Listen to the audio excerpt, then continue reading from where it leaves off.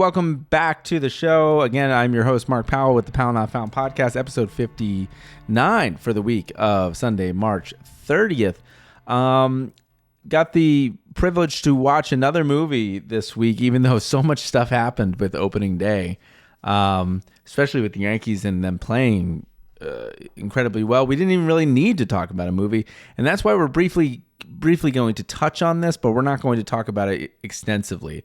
And that's the movie Black Bag, which is quite it's hard.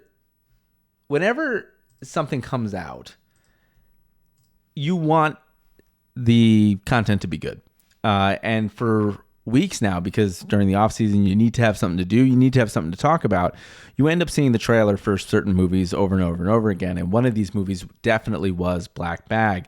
It had kind of a Mr. and Mrs. Smith vibe, if anybody remembers that film from 2005 with Brad Pitt and Angelina Jolie. It was two spies, husband and wife, turned against each other in a spy thriller that starred Cate Blanchett and Michael Fassbender, directed by Steven Soderbergh. And it looked great according to the trailers. The trailer really gave you this idea that all these things were going to be happening, that you were going to be on the edge of your seat, that you were going to really be enthralled and taken into this picture. And again, I say this all the time, wanting every single thing that I review and everything that I watch, that I want to be engaged. I want to be brought into the film. This film does not do that. This film is highly rated on Rotten Tomatoes. It seems like it's highly rated by critics. I don't get it. I want 90 minutes of my life back. I want I didn't quite understand or get the film. The film is so exposition heavy. You're watching a lot of famous actors like Pierce Brosnan, the guy from Bridgerton, Cate Blanchett, Michael Fassbender, and they're in endless conversation. It feels like a LaBute play. It feels just like constantly stuck in this talky mess that never really develops anywhere or goes anywhere. And if you go in there with the expectation of seeing a film that's going to be a globe-trotting kind of like Mission Impossible kind of thing, you are left really, really disappointed.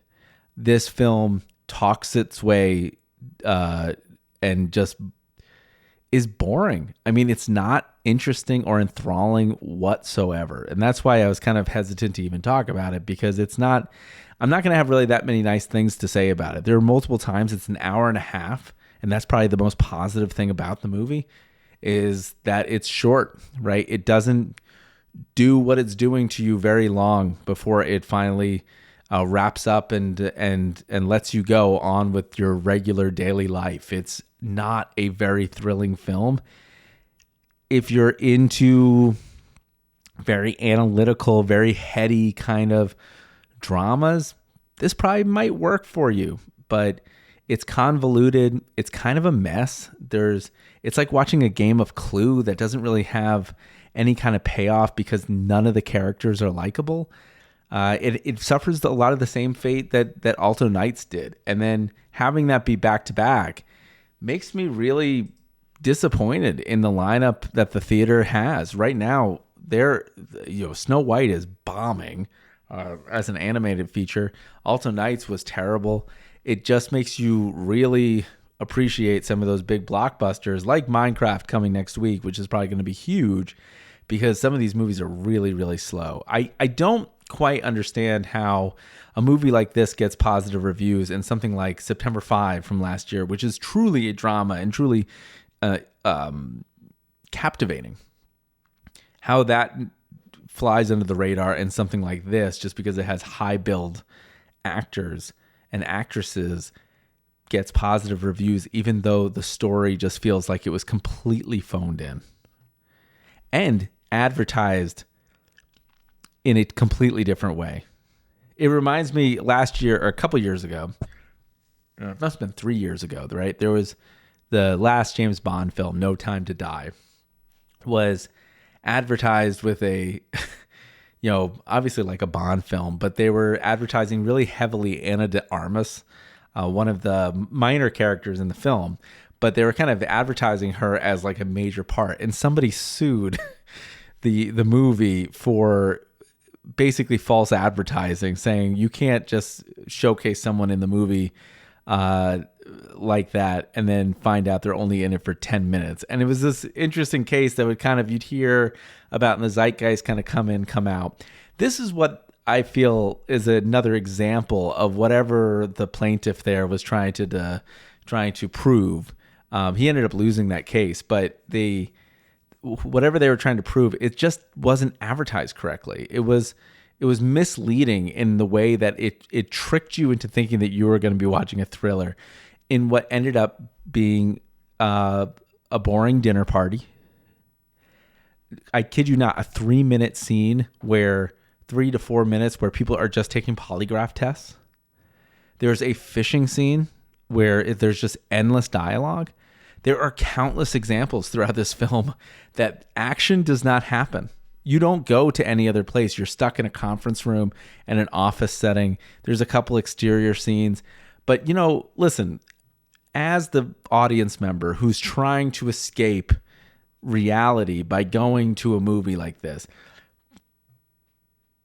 no one really wants to be in a movie where they really have to constantly work hard and think about the plot.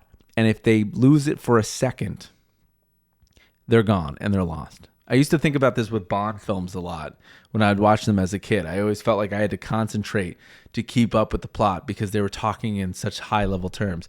Here, they're talking in such convoluted spy agent mess kind of talk that if you do tune out for 2 seconds, well, you're done. You might as well pack it in for the rest of the hour and a half because you're not going to get the thread back. By the time Pierce Brosnan shows up, it's so convoluted, you're like, I'm not invested anymore. So my biggest recommendation, if you wanted to see Black Bag and you were on the fence, my biggest recommendation is don't. There's so many other ways you can spend 90 minutes of your time, right? You can watch the Yankees be really successful on MLB.TV or wherever you are. If you're in New York, you can do the dishes. You can do some chores around the house. Make sure that your house is looking tidy and feeling good. You have a clean environment, you'll feel better. Do your taxes. Do anything else than watch this film, because this film aggressively wastes your time. And there are other better choices to watch, like endless choices to watch on streaming. By the end of the movie, I was so confused and so PO'd by what the movie had done that I thought to myself, is that when this movie eventually comes to Netflix or streaming services, there should be an option to basically never have a movie shown to you or suggested to you again. You can always add something to your list on Netflix. There should be a ban from my list. And this movie takes that honor, because that was, I want, again, 90 minutes of my time back. Also, I went to go see it at an AMC, which was definitely not my choice of theater when seeing a movie, right? I'm more of an Alamo person, kind of. If I was going to go see a movie in theaters, that's usually the place where I'll go. Again, movie advertised at $225. That movie did not show until $245, which is understandable. 20 minutes of previews, that's pretty much standard across the board. Then AMC shows you a commercial about how beautiful their screens are, which is really hard to kind of defend, especially considering that there are like TVs that look better. Those LG, higher models where their blacks look amazing, and the colors and the LEDs or the OLED stuff is amazing. So another 2 or 3 minutes on a beautiful commercial about their screen. Then the Nicole Kidman commercial comes in and thanks me for coming to the theater. Like, at what point, how many commercials and ads do we have to sit through to watch this horrible movie? It's just getting a little bit insane. I know I mention this all the time with movies, but, again, there should be if it starts at $225, it should start somewhere within a 10-minute window. don't give me 5 minutes of commercials after 20 minutes of previews. I mean, that's just excessive. Like people might have plans afterwards. So anyways, tough day at the movie theater. That's Black Bag, starring Kate Blanchett and Michael Fassbender. The acting in it is subpar. I mean, Michael Fassbender there's more personality in Agent 47 and Hitman than there is in this particular movie. Don't go see it. It's not a good movie. It's a very, very, it ends with like an exposition dump of, it feels like you're watching Clue. It's not very interesting.